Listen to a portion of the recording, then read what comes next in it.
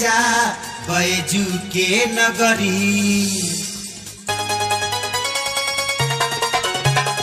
झलाए करे जा बैजू के नगरी छोड़ाई फैशन पेनीला पियरी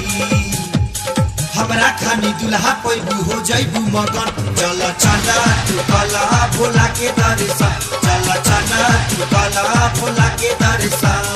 हाय करे जा पेनहब हम पियरी हाय करे जा पेनहब हम पियरी बोले बाब बोलत चालब हम डगरी भोला के तर जाए हम सफल हो जीवन चल चला कहीं जा भोला के दर्शन चल चला कहीं जा भोला के दर्शन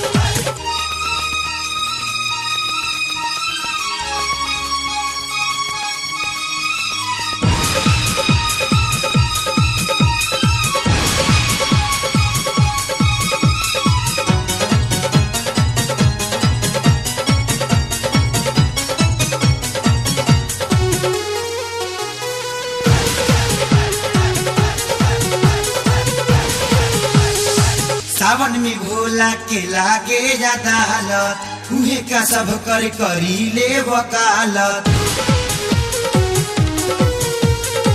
मारे दो केस जवन भोला से कहब मांगले वो तोहरा के चुप नहीं रहब चाहिए जे भोला बतिया ना बिगड़ी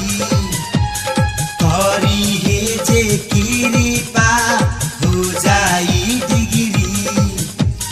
उनका छाया रही जय में आई ना अड़चन चल चला तू कला भोला के दर्शन चल चला तू कला भोला के दर्शन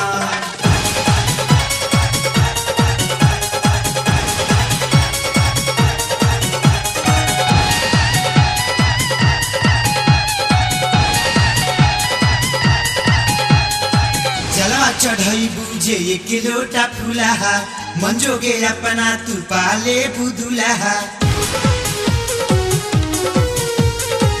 दिल में तोहके बसाले ने अपना